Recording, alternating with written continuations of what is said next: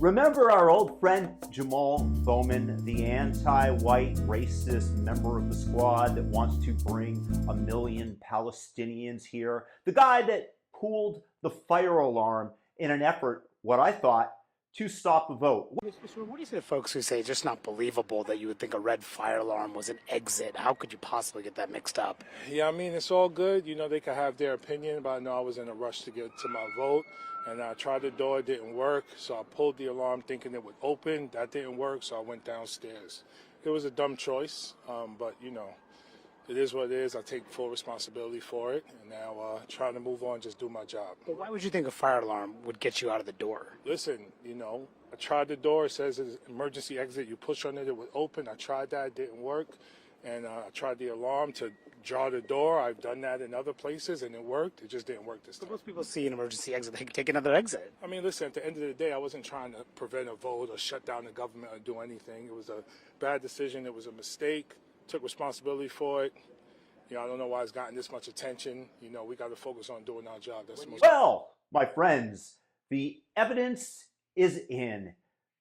Take a look at the video released by Capitol Hill Police, where he is clearly pulling off the emergency exit signs, and he claimed that he pushed the button thinking that it would open the door, but he depresses the button and immediately walks away.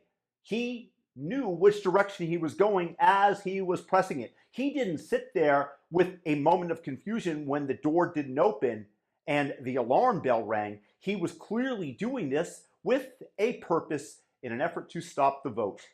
He lied. He said that he was doing so in an effort to open the door.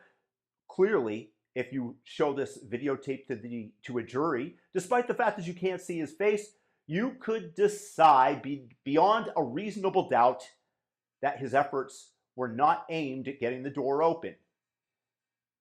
Now, he has been fined $1,000 and put on probation for 3 months.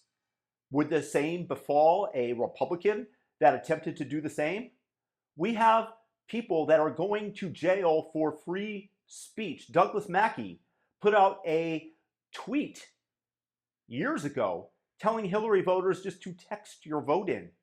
And he's going to jail for 7 months in what is clearly a violation of the First Amendment, because the weaponized democratic justice system is going against anybody that they perceive to be their ideological enemies, which is Maga, but they allow Jamaal Bowman to interrupt a House vote by intentionally, obviously, depressing the fire alarm.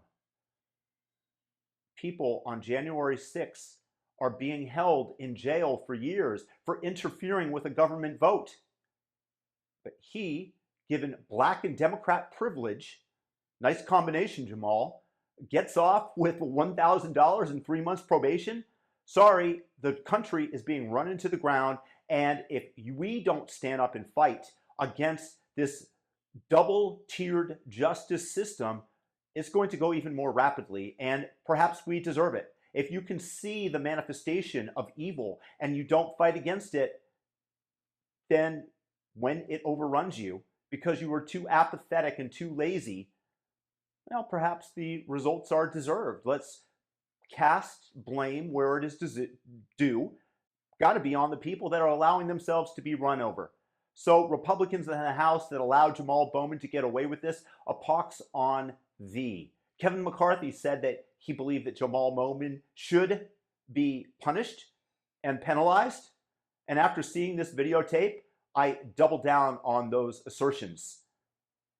Jamaal Bowman is a terrible person, a liar, and clearly interrupted a floor vote intentionally. That was the reason that this dumbass decided to pull down the emergency signs and press the fire alarm. But he got away with it. $1,000 and 3 months probation, while MAGA grandmas rot in prison for years at a time. Democrat privilege in action. Tell me how I'm wrong. Peace.